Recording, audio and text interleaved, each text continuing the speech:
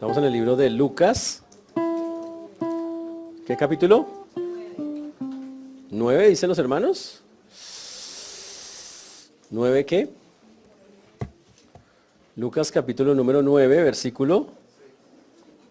Tenemos un 6. ¿Alguien da más, da menos? Dicen que 6, no sé. Tengo mis dudas. ¿Están de acuerdo con el hermano? ¿No? ¿Cuál creen? ¿9, 9? ¿7? Esta gente, qué vergüenza. O sea, por favor, muchachos, ubiquémonos. Estamos estudiando el libro de Lucas en forma sistemática, significa versículo por versículo. Hemos avanzado ya por 9 capítulos, por ya bastantes meses, y la idea del libro de Lucas es enfatizar nuestra confianza en Dios. Muchas veces nosotros desconfiamos de que Jesús sea Dios, desconfiamos de que el Señor esté obrando en nuestras vidas de una manera fuerte o poderosa. Tenemos a veces una desconfianza en eso y es falta de confianza en que Jesús es Dios. Este libro trata de mostrar claramente, uno, que Jesús es el Mesías, dos, que Jesús es Dios, que Jesús cumple exactamente las condiciones que cumplía el Mesías. En conclusión, básicamente, este libro comienza con la historia de Juan el Bautista, porque Lucas precisamente sabe que la historia dice que antes que viniera Jesús, tenía que venir alguien que se llama el precursor. Ese precursor se llama Juan el Bautista. Ahora, por eso él narra la historia de Juan como desde su nacimiento de una forma muy especial, hasta cuando él está ya teniendo su ministerio, llamando a la gente a que prepare su corazón para el Señor, o sea, para el Mesías, o sea, para Jesús. Cuando Jesús aparece, Juan lo reconoce. Cuando Jesús es reconocido, Jesús tiene 30 años y ahí comienza su ministerio. Y Juan lo mira y dice, miren, ahí viene el Cordero de Dios que quita el pecado del mundo. Ese es Juan hablándole a Jesús. Y en ese momento hay una voz del cielo que dice, este es mi Hijo amado en quien tengo complacencia. A partir de ahí Jesús comienza su ministerio, Juan empieza a retirarse del ministerio hasta terminar en la cárcel y finalmente muerto por seguir las cosas de Dios. Eso es básicamente lo que ocurre ahí. Ahora, en ese instante, cuando la voz del cielo dice, este es mi Hijo amado, todo el mundo espiritual reconoce a Jesús. Los demonios lo reconocen, Satanás lo reconoce y empieza a perseguirlo. Por eso la siguiente escena en Lucas, ¿qué es? La tentación de Jesús por parte de Satanás. Después de eso Jesús empieza a recorrer todas las regiones, coge un grupo de personas, sube a un monte, primero ora, baja, escoge a 12 personas específicas de ese grupo, los llama apóstoles y cuando baja está allí y da un sermón que se llama el Sermón del Monte o en Lucas se llama como de la llanura y que lo que habla ese sermón básicamente es algo, es ame a su prójimo. Todo el sermón, los capítulos larguísimos que tiene es eso. Después de eso, los discípulos de Juan el Bautista, Juan ya está en la cárcel, van donde Juan a visitarlo y le dicen a Juan, tenemos nuestras dudas, ¿este Jesús es el Mesías que estábamos esperando o esperamos a otro? Y Juan les dice, vaya y pregúntele a Jesús. Y van donde Jesús y le preguntan, ¿eres tú el que habíamos de esperar? Y Jesús le dice, vea, los ciegos ven, los cojos andan, los sordos oyen y el reino de Dios es proclamado entre los pobres. Esa es mi respuesta. O sea, sí, pero ellos tenían su duda porque estaban esperando un Mesías que llegara y acabara a los romanos. Y eso no iba a pasar sino no ha pasado todavía que se ha destruido ese punto. Jesús primero vendría como un salvador, después vendrá como rey. Ese es el punto. Y ellos todavía no entendían esa parte. Entonces Jesús sigue haciendo milagros, pero cada vez hace milagros más fuertes. Y es cuando empezamos a ver en la Biblia lo que llamamos las resurrecciones. Y Jesús empieza a resucitar muertos y la fama de Jesús crece de una manera impresionante. La gente empieza a perseguirlo por todas partes. Es una cosa, obviamente, imagina una resurrección, ¿cómo no va a llamar la atención? Jesús entonces hace milagros, sanidades. Y Jesús se da cuenta que la gente lo empieza a seguir, no porque Él sea el Mesías, sino por los favores. Igual que muchos que buscan al Señor es para que le haga unos cuantos favores.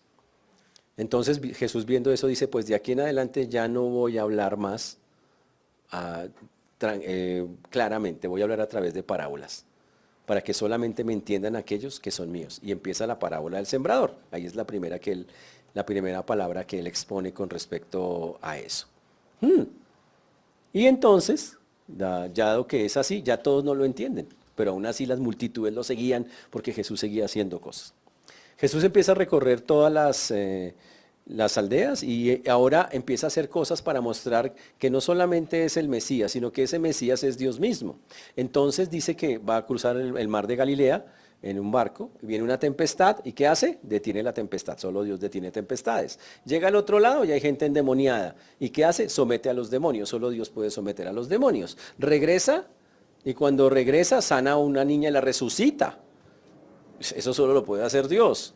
Y una mujer con tocarlo queda sanada, la mujer del flujo de sangre, eso solo lo hace Dios. Por eso vamos a retomar nuestro texto en Lucas, capítulo 9. Están que gritan 7, no, que el 6, que el 7, no. En el versículo número 7. Lo último que vimos la semana pasada es que Jesús le dijo a los 12 que fueran y hicieran lo mismo que él hacía. Y les dio autoridad temporal por un periodo, por un espacio de tiempo para que fueran allá a esos lugares. ¿Y qué hicieron esas personas? Proclamaron el reino y lo comprobaron con señales y con milagros igual que Jesús. Y eso incluye al Judas. ¿Ok? O sea, Judas sin ser salvo, Dios le concedió eso por un periodo de tiempo, para que quede claro el asunto. Hasta ahí estamos. Ahora, ellos fueron. ¿Cómo les fue? Hasta ahora no nos ha contado el texto cómo les fue. Pero la Biblia, eso lo vimos en el versículo 6, que el Evangelio era proclamado por todas partes. Pero hay un paréntesis ahí en el versículo número 7, que ahí es donde vamos a comenzar hoy. Pero antes de eso vamos a orar por un momento. Padre precioso, te damos gracias, porque tú eres bueno, Señor, y para siempre es tu misericordia. Te agradecemos porque hasta aquí nos has traído y tú has sido bueno con nosotros. Solo tú eres Rey de Reyes y Señor de Señores. Por eso, Señor, hoy venimos delante tuyo, pedimos primeramente perdón por pensamientos, palabras o acciones que no te han glorificado.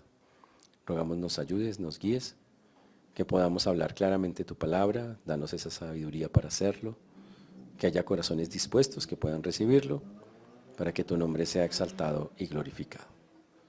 Por eso, Señor, hoy ponemos delante tuyo una vez más este tiempo, sabiendo que solo tú y nadie más que tú es quien hace y quien obra. Gracias, Padre, por cada persona que nos está escuchando. Ten misericordia de todos los que nos escuchan, de tu siervo quien habla, y ayúdanos a practicar lo que aprendemos en Cristo Jesús. Amén y amén. El texto comienza diciendo que no nos dice qué pasó con los otros, pero el Señor nos cuenta lo que le pasó específicamente a Herodes.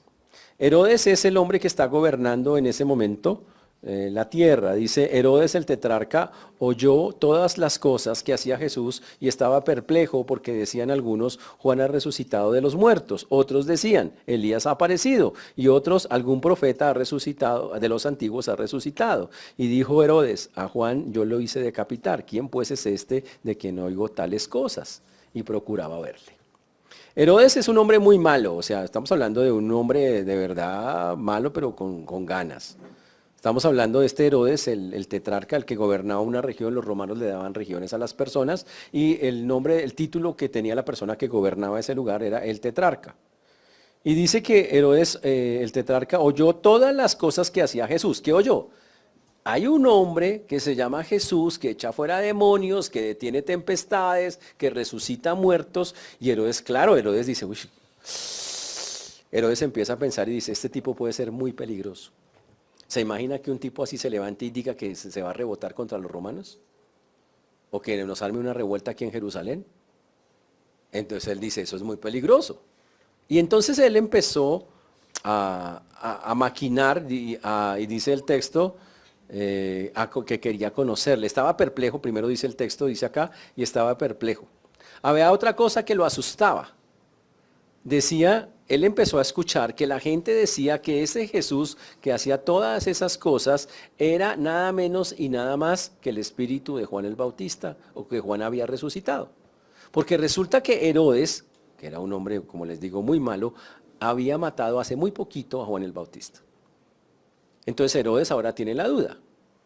Dijo, ¿cómo es posible que un hombre que yo le quité la cabeza, porque básicamente lo que hizo fue quitarle la cabeza, ¿ok? Todavía esté por ahí. Y la gente obviamente en esa cultura empezó a decir que Jesús era Juan el Bautista, resucitado. Jesús ya había, en varios evangelios habla de ese hombre. Le tiene un apodo a Herodes, un apodo feo. Le dice esa zorra. Lo dice en el sentido de que es un hombre astuto que hacen las zorras, roban, cogen, y en ese sentido es el que lo está diciendo. Y Jesús lo llama así en un evangelio, le dice esa zorra, así literalmente lo llama. Increíble eso. Ahora, el problema de Herodes fue por el cual mandó matar a Juan el Bautista, fue porque armó un escándalo, pues se casó, se metió con la mujer de su hermano cuando éste vivía con él y tenía un hijo con ella.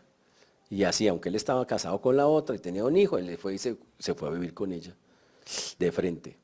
Juan el Bautista lo denunció y cuando Juan el Bautista lo denunció, la hija, la hija de esta mujer se enojó mucho, hizo un baile sensual y estaba borracho Herodes y Herodes todo borracho le dijo a ella, pida lo que quiera, ¿cómo hacen los borrachos? Pida lo que quiera que yo, bueno, algo así, que yo pago. No es que dicen así, bueno, yo los he visto, los he visto. Y entonces dice que la niña, la señorita, entre comillas, dijo, quiero la cabeza de Juan. Y Herodes, ahí sí que le pasó, se pasó la borrachera y dijo, uy, no, pero, dijo, usted dijo aquí delante de todos que lo que yo pedía, quiero la cabeza de Juan. Y Herodes, ¿qué tuvo que hacer?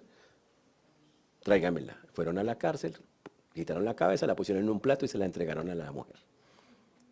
¡Wow! Terrible. Y entonces Herodes dice, pero si yo lo vi, le quitaron la cabeza, me la trajeron.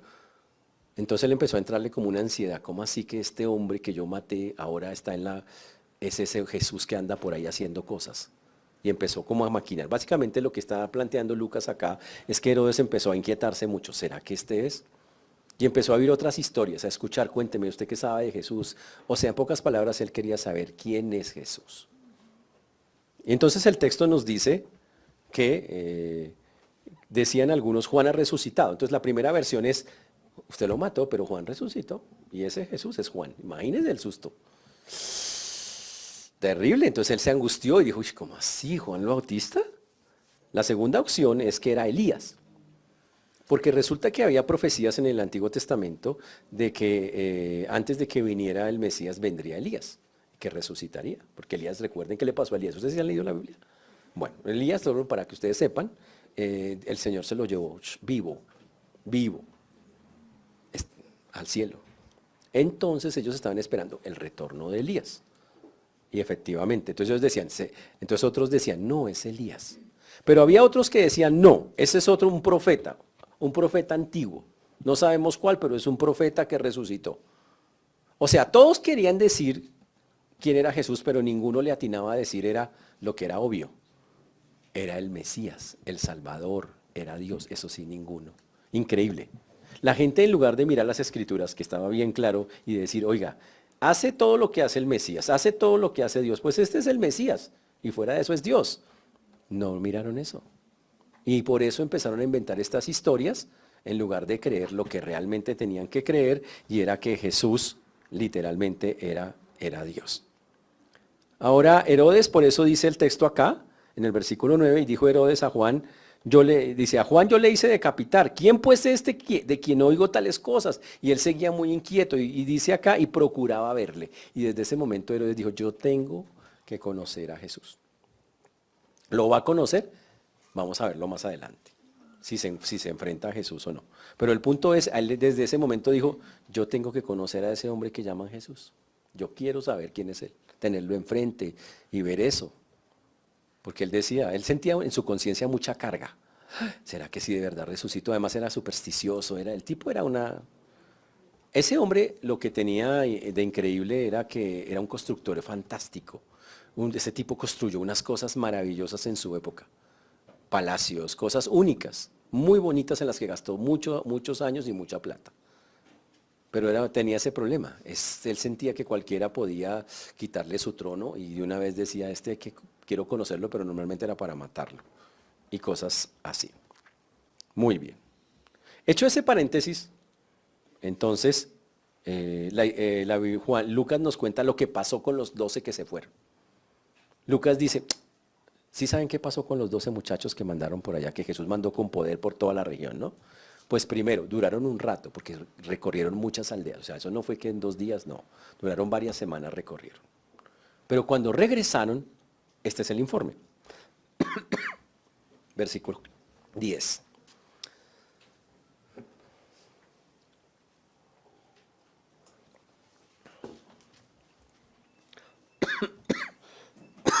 Perdón. Versículo 10. Aquí está el texto. Vueltos los apóstoles, dice, vueltos los apóstoles, le contaron todo lo que habían hecho, y tomándolos se retiró aparte a un lugar desierto de la ciudad llamada Betsaida. Entonces el Señor en ese momento, Lucas nos narra lo que pasó. Dice que regresaron los apóstoles, los 12, y contaron lo que habían hecho. Como está escrito el texto, ese contaron implica que duraron bastante contándole a Jesús las cosas. Hicieron muchísimas cosas. Los evangelios no nos dicen exactamente la cantidad de cosas, pero como está escrito, básicamente están diciendo que hicieron bastantes obras, igual que Jesús. ¿Qué hicieron? Predicaron el reino de Dios. Hablaron, hay que arrepentirse, y fuera de eso hicieron milagros, sanidades y montones de cosas así para autenticar su ministerio. Eso fue algo espectacular. Y le contaron todo lo que había hecho. Cuando Jesús escuchó todo el informe, le dijo, ¿sabe qué? Yo quiero pasar un rato a solas con ustedes. Quiero que tengamos un tiempo de comunión.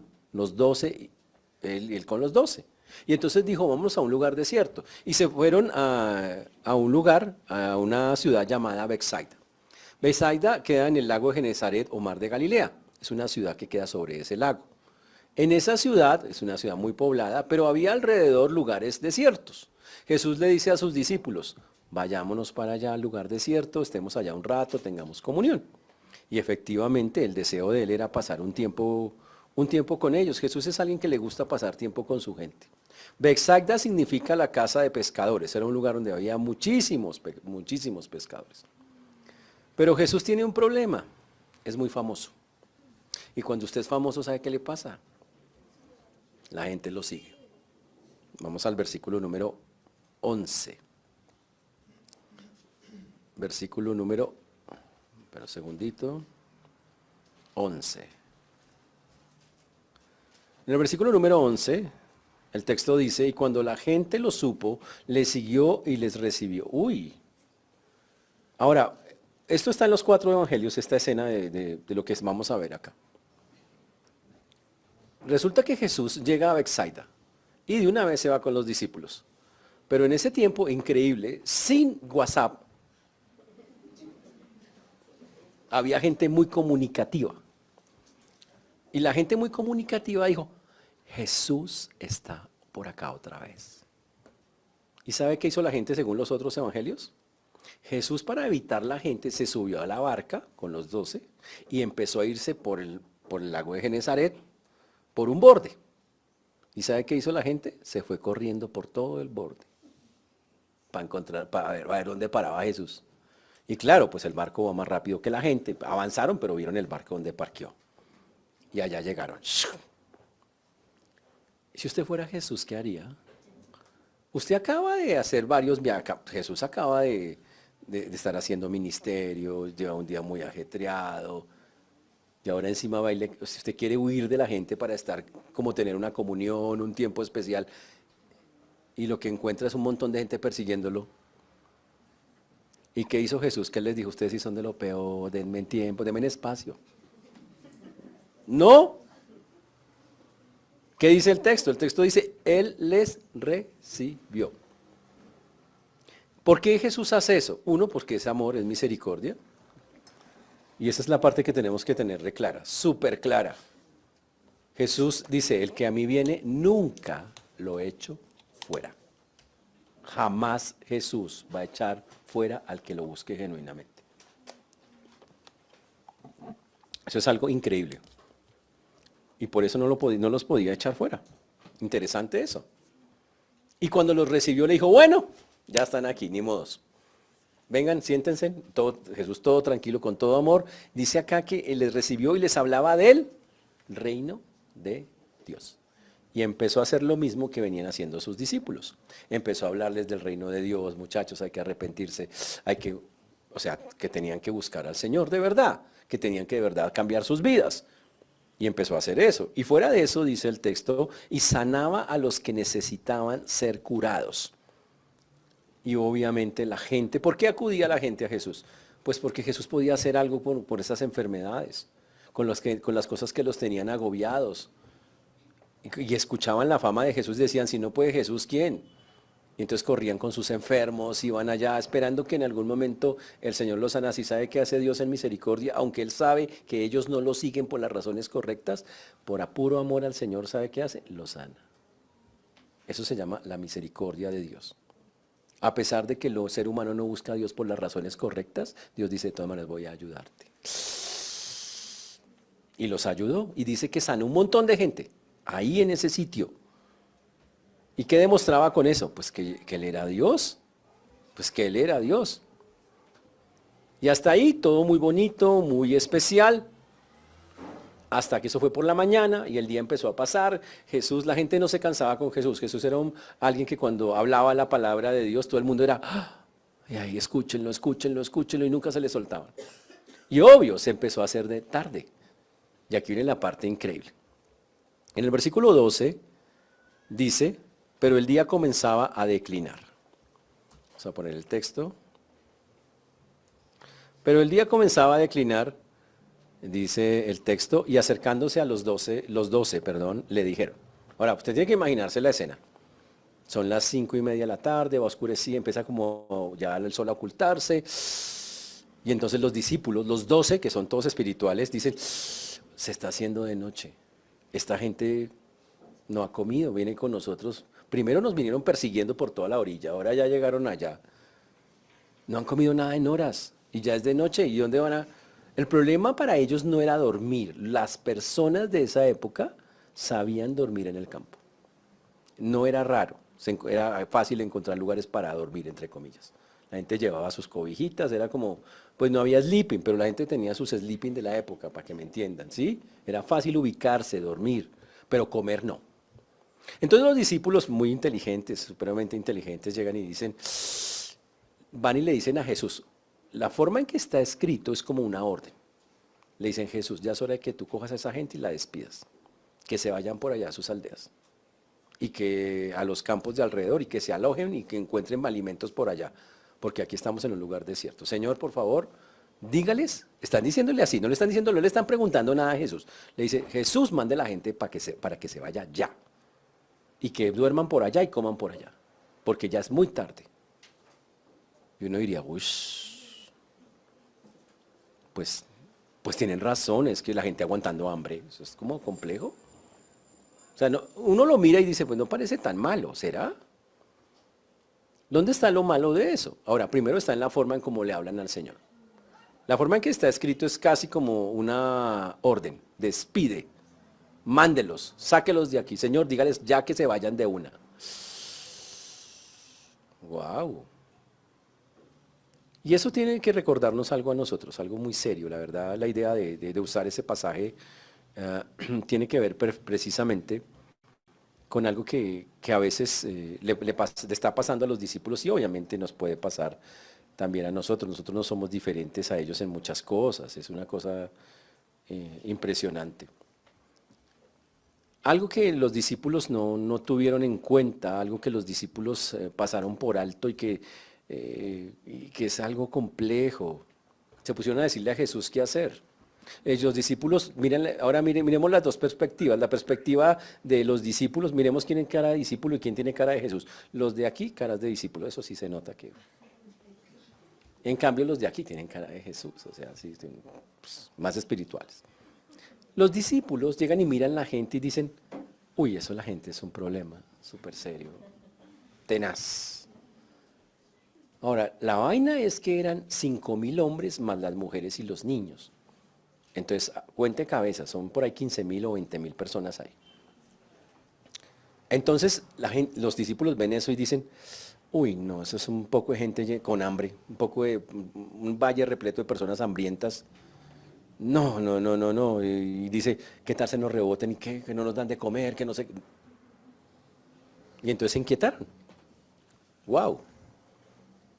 Pero a los discípulos les pasó algo, se les olvidó algo. Se les olvidó que ellos, en el tiempo que ya llevamos año y medio con Jesús, se les olvidó que en el año y medio que andaban con Jesús, Jesús había sanado leprosos, se había sanado a gente con enfermedades raras, había sanado a la suegra de Pedro, había calmado el mar, había sanado muchos paralíticos, había sanado a la mujer del flujo de sangre, había resucitado por lo menos a 2 o 3 personas, había echado fuera demonios. Ellos vieron todo eso. Habían sanado, habían visto convertir el agua en vino.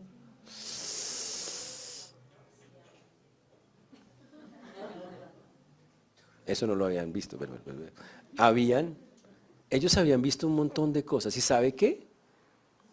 Cuando vieron el problema y vieron eso, dijeron, eso no tiene solución. Darle de comer a esa gente, la solución es que se vayan. Así nos quitamos el problema. ¿Qué pequeña cosita se les olvidó a ellos? Casi nada. Se les olvidó Jesús. Ninguno de los discípulos se detuvo ni por un momento para pensar, oiga, Jesús sanó a los enfermos, resucitó a la niña esa había hace poco, calmó la tempestad. ¿Será que él tiene alguna solución para esta multitud que tiene hambre? Ninguno se lo preguntó. ¿Y sabe por qué? Porque se les olvidó todo lo que Dios, Jesús, había hecho delante de ellos. Pero eso es lo mismo que hacemos nosotros, es la misma cosa. Con cuánta facilidad a los creyentes se les olvida lo que Jesús ha hecho por ellos. Hay creyentes hoy que Dios ha hecho tantas cosas en sus vidas. Usted puede hacer un listado gigante de cosas que Dios ha hecho. Que usted lo ha visto, que usted no sabe que no fue de buenas, que eso fue la mano de Dios, que fue algo especial, espectacular, que fue Dios haciendo algo fuera de serie. Pero en el siguiente problema usted ya ni se acuerda todo el poder que ha tenido Dios. Y se olvida de eso. Y nos convertimos en discípulos, igual que ellos, que los que están acá. Faltos de confianza, ni lo tenemos en cuenta. Y eso fue lo que ocurrió acá en esta escena. A ninguno se le ocurrió pedirle ayuda a Jesús. ¿Sabe qué hicieron ellos? Actuaron como si Jesús no estuviera allí. ¿Y sabe qué hacemos nosotros algunas o muchas veces? Actuamos como si Jesús no estuviera aquí. Ese es el gran problema. Algunos seguro acá hoy tienen dificultades, están pasando momentos o cada rato la vida les pone cosas y les pone unas pruebas y les pone unas vainas. ¿Y sabe qué? Y actúan como si Jesús no existiera. Y se les olvidó que en otros momentos, en muchos momentos de su vida, cuando hubo cosas más pesadas o incluso más fuertes o incluso más graves, ¿quién apareció? El Señor. ¿Y qué hizo? Lo solucionó. Y cuando a uno se le olvida lo que el Señor ha venido haciendo, llega la prueba y usted cree que no hay salida y coge y se vuelve un discípulo bien humano, bien carnal. Ay, Señor, lo mejor es que esa gente es un problema, sáqueselos de aquí, eso no tiene salida. Y eso es complicado, eso es grave, eso es algo que demuestra que nos falta, o que nos puede pasar lo mismo. Eso le pasó a los discípulos, pero nos puede pasar a nosotros. ¿Sabe qué estaban haciendo ellos en ese momento? Le estaban diciendo al creador del universo que no podía, Señor, que no podía hacer nada. Lo ignoraron. Dijeron, no hay nada que hacer, eso no lo arregla nadie, Señor. Imagínense eso. Y yo me pregunto si ustedes en estos momentos de sus vidas, seguro, viviendo algunas cosas, se olvidaron que Jesús existe. Señores, Jesús existe y es poderoso. Es tan poderoso que ya hizo cosas en su vida y quiero decirle que no va a dejar de hacerlas, va a seguir haciendo otras muchas. Amén. Ese es el Dios que tenemos, así funciona. Pero si usted no lo cree, entonces usted va a ser como cuando vea los problemas, cuando vea la gente problemática, usted dice, uy, qué jartera, que se vaya, que se desaparezca. Eso no es la solución. Señor, yo lo pongo en tus manos, este problema, este grupo, esta circunstancia. Tú sabrás qué hacer. Y efectivo, así es como funciona con Dios. ¿Eso está claro, señores? Volviendo al texto, Los discípulos, entonces veíamos la actitud de los discípulos. La actitud de los discípulos es, despide a la gente, Señor, sáquela de aquí. Que se vayan por las aldeas, los campos, que duerman por allá, que coman por allá. ¡Guau! Ahora miremos la actitud de Jesús, versículo número 13. Esa fue la de los discípulos, ¿no? Interesante. La de Jesús es otra completamente distinta. La actitud de Jesús dice, versículo 13.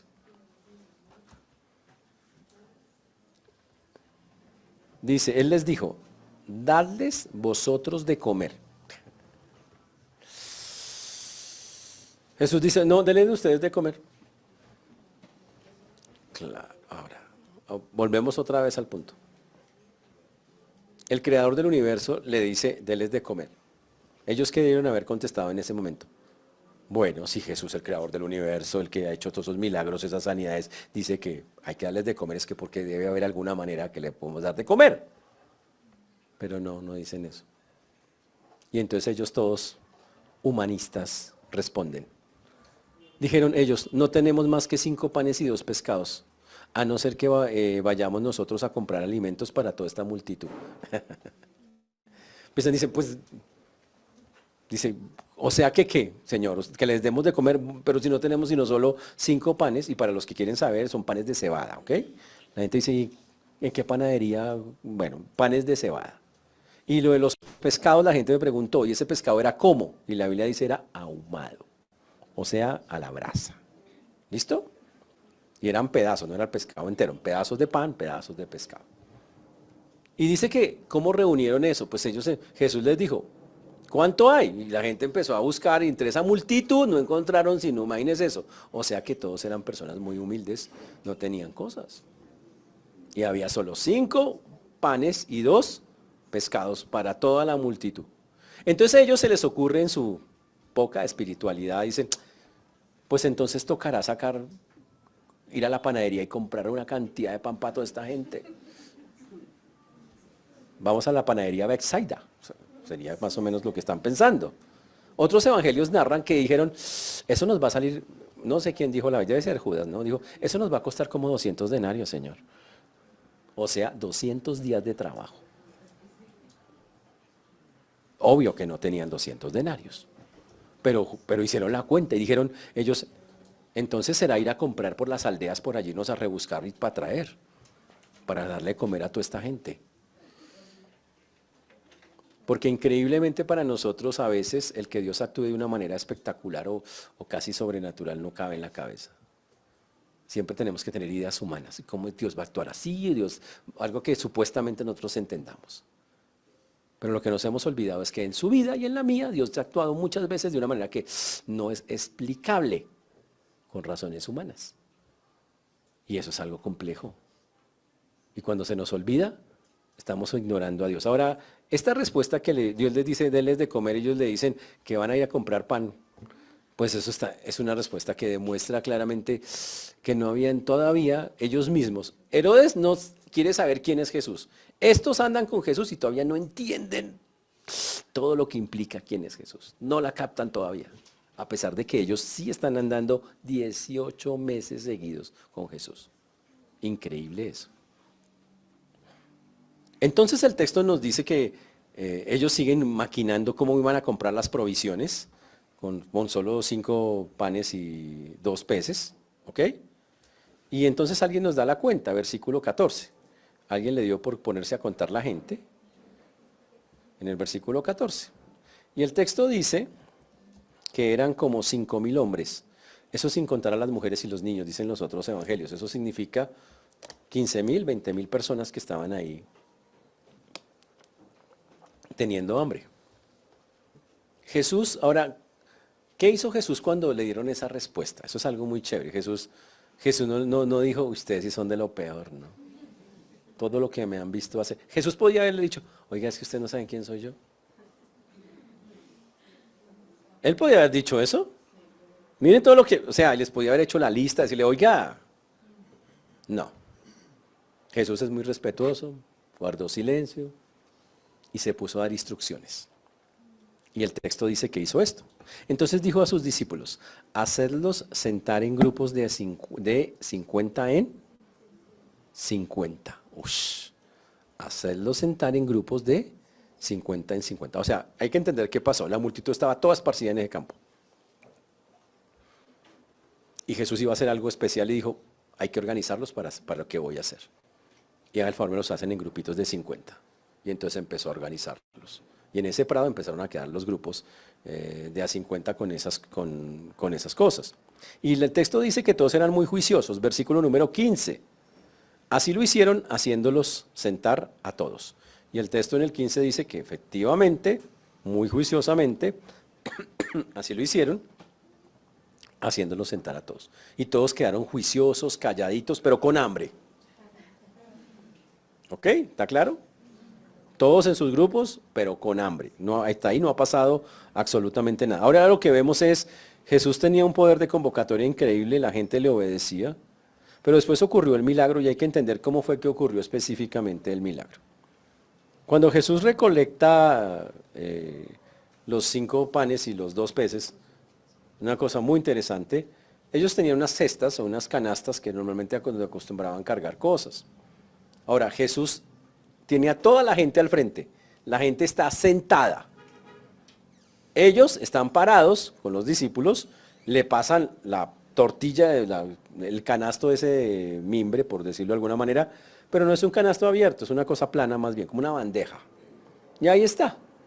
Y la gente puede ver, el que está sentado puede ver 5 panes, pedazos de pan, y ve 2 pedazos de pescado. Ahora, Jesús para hacer el milagro hace algo interesante. Dice, levantando los ojos al cielo. Entonces el Señor, en ese momento, se impulsa y levanta sus ojos al cielo, la mirada a Dios. Y hace una oración.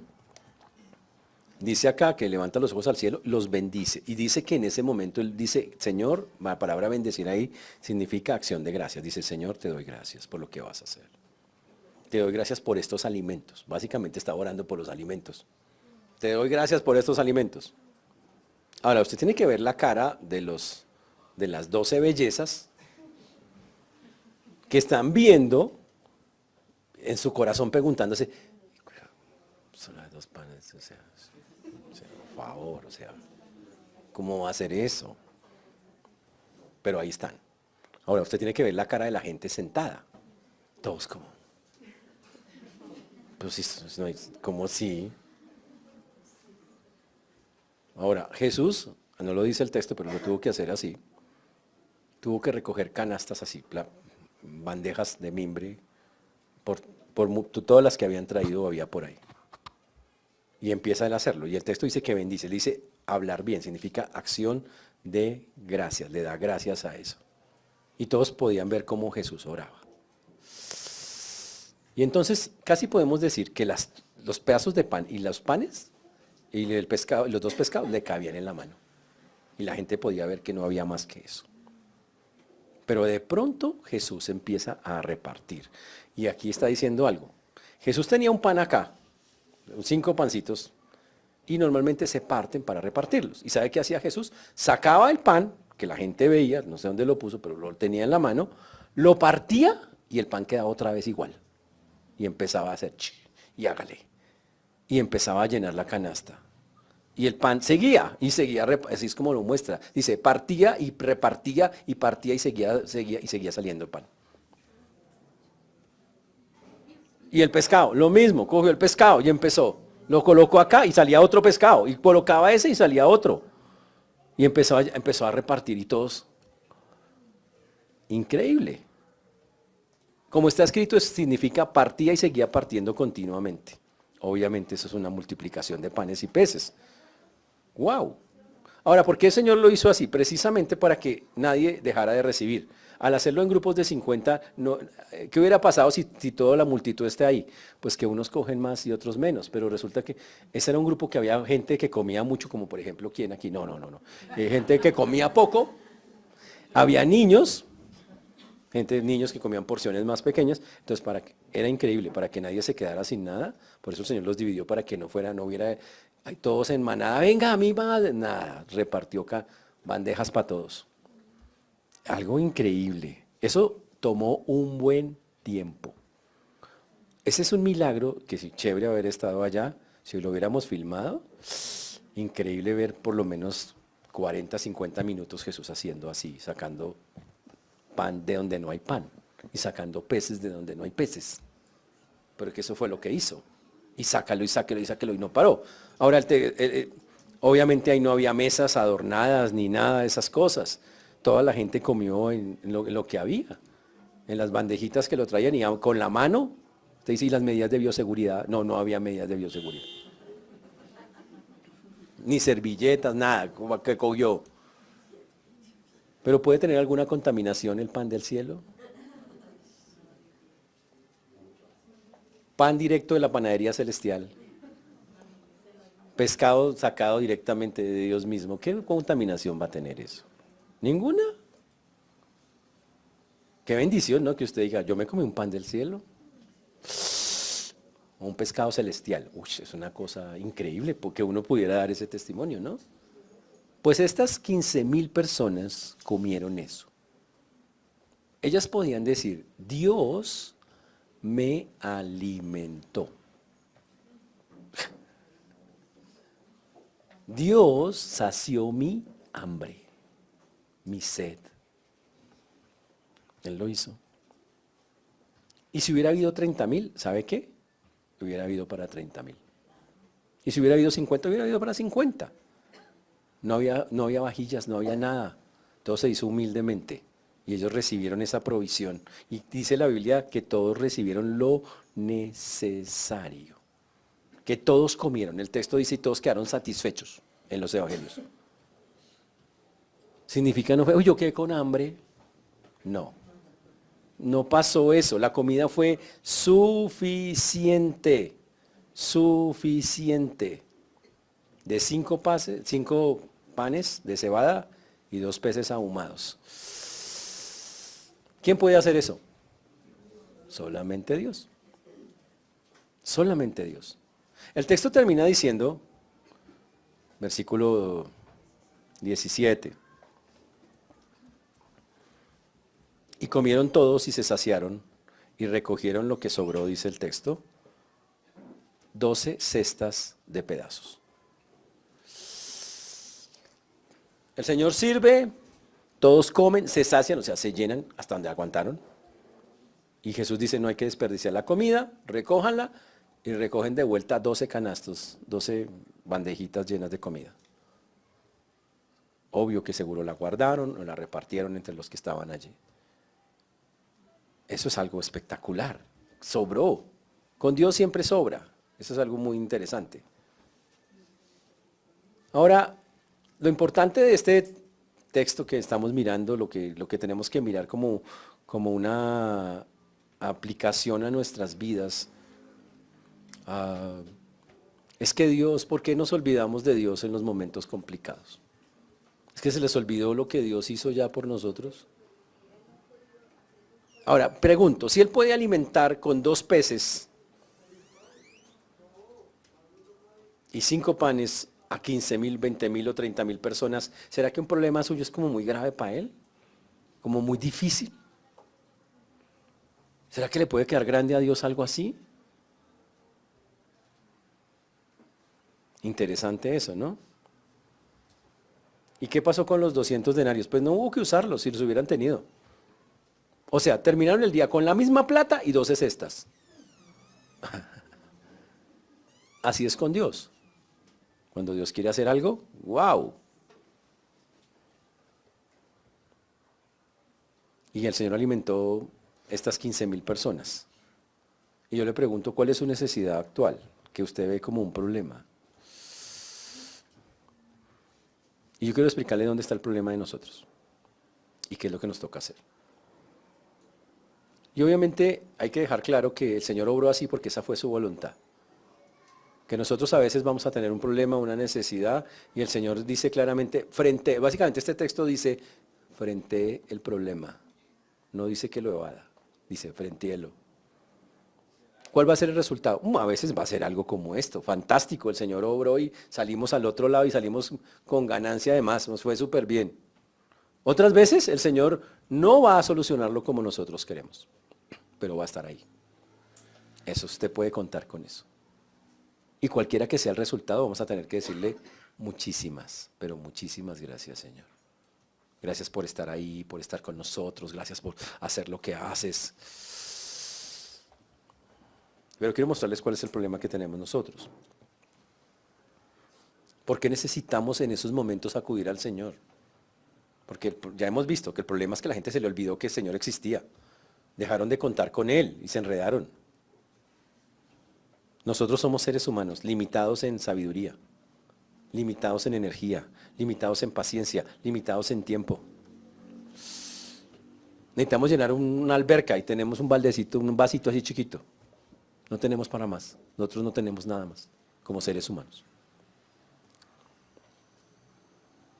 Y sabes que normalmente cuando vemos el problema le decimos, elimínalo, Señor, el problema. Yo no puedo manejar eso. Y el Señor dice, no, sabe que no. Normalmente cuando tenemos un problema el Señor va a decirnos, hágame el favor, me coge de la mano, cójase de mi mano que lo voy a sacar al otro lado. Por toda la mitad. Y eso es algo que nos cuesta aceptar.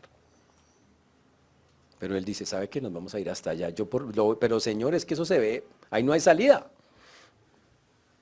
Ahí está como un fueguito, dice, ¿qué dice el Señor? Que si te pasaré por el fuego y no te quemarás.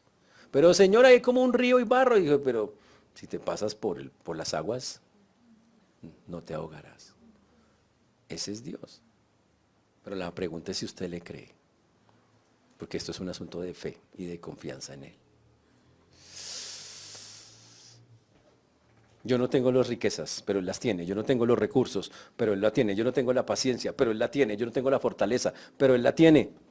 Ush. Entonces antes de ponerse a contar monedas, a ver si va a comprar el pan en la panadería para solucionar la vaina, ¿por qué no para un momentico y habla con Él? Recurra a Él. Vaya a donde Él. Pare y dígale, Señor, tenemos una charla, ahí tengo un inconveniente. Y sé que lo primero que tengo que hacer es buscarte. Así que aquí estoy. Esa es la manera de hacerlo. Recurre a tu Padre. Ese es el punto, recurre a tu Padre. Y para eso tenemos un texto que lo explica igualito, pero en el Nuevo Testamento. Ya en no en los Evangelios, sino en el Nuevo Testamento. Vamos a Filipenses 4.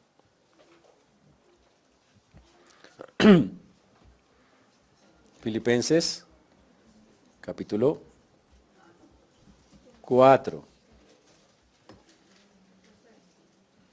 Versículo 4. Para empezar. Filipenses 4.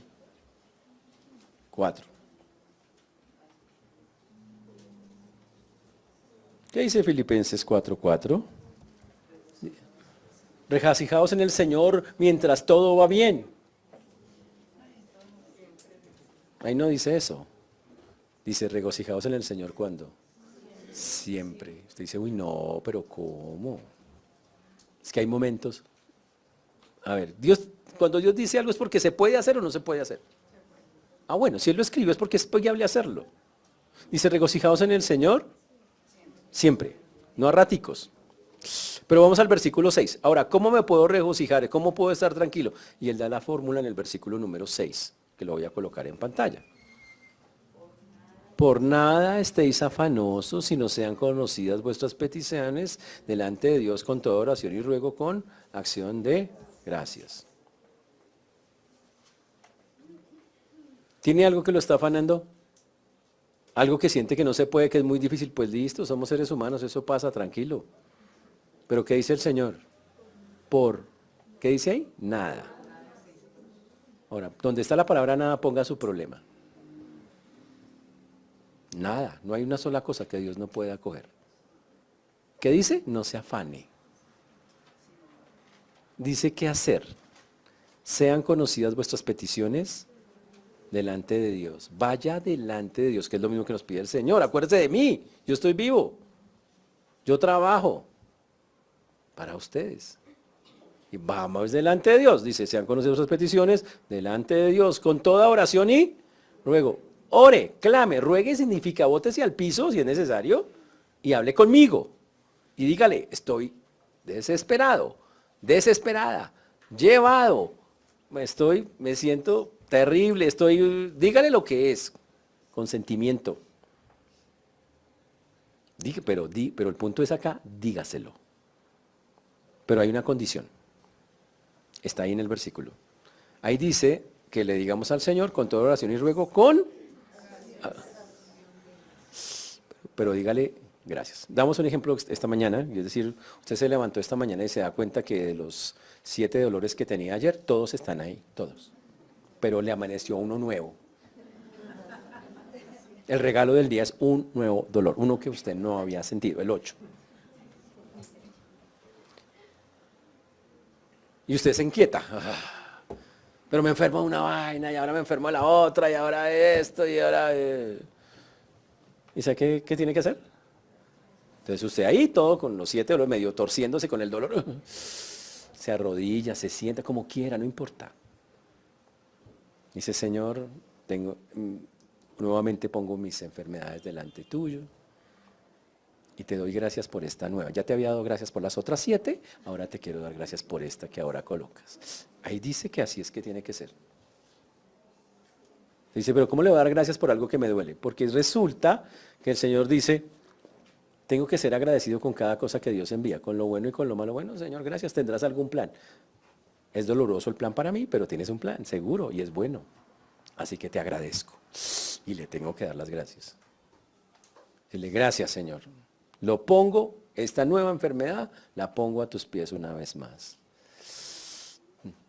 Me ha inquietado, pero sé que cuando tengo una inquietud, yo te la pongo a ti. Eso dice el texto. Esta enfermedad me ha puesto como, pero te coloco eso delante tuyo, descanso en ti. Solo te pido que cumplas tu promesa, la que está en el siguiente versículo, en Filipenses 4:7. Ese es el resultado si usted hace la tarea como estamos diciendo. El resultado es que la paz de Dios, que sobrepasa todo entendimiento, guardará vuestros corazones y vuestros pensamientos en Cristo Jesús. Y entonces el Señor, ojo, eso es una promesa de Dios, no estamos acá nosotros diciendo nada.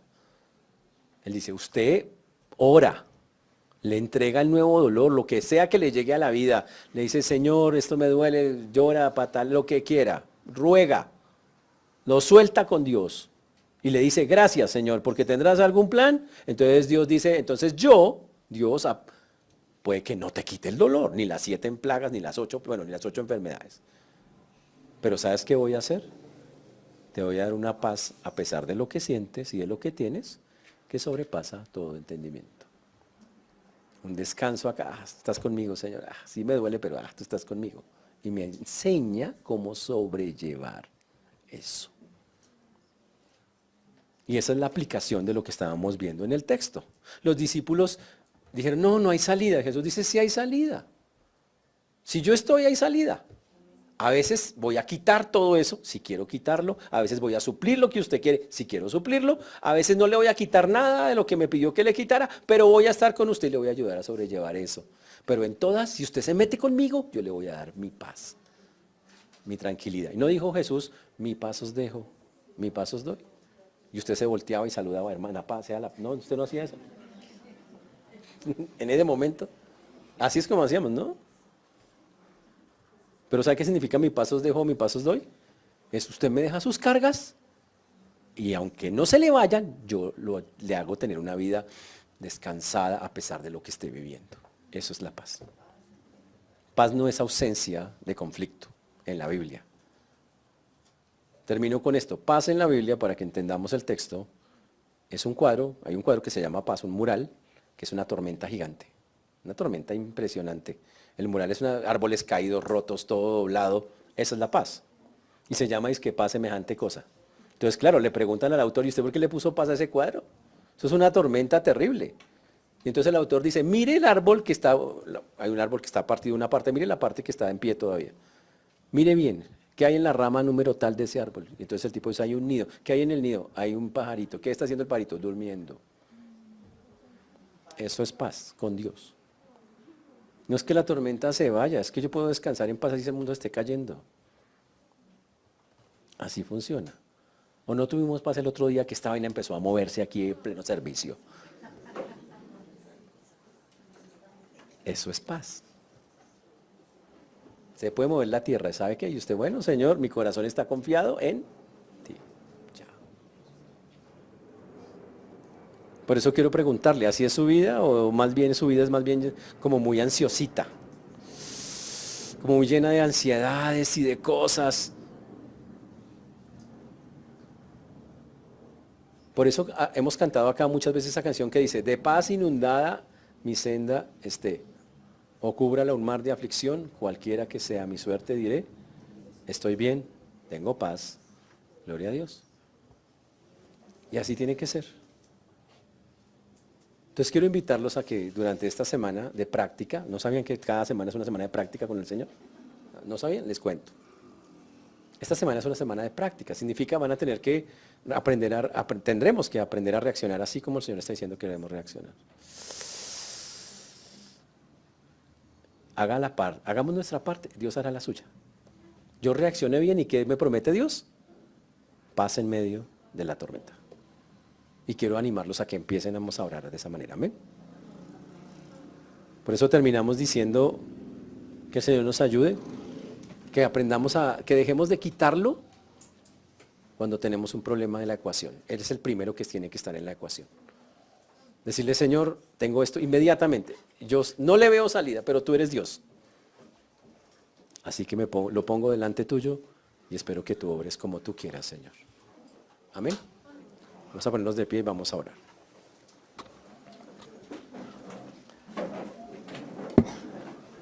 Señor Dios, te damos gracias por este tiempo, por todo lo que tú haces.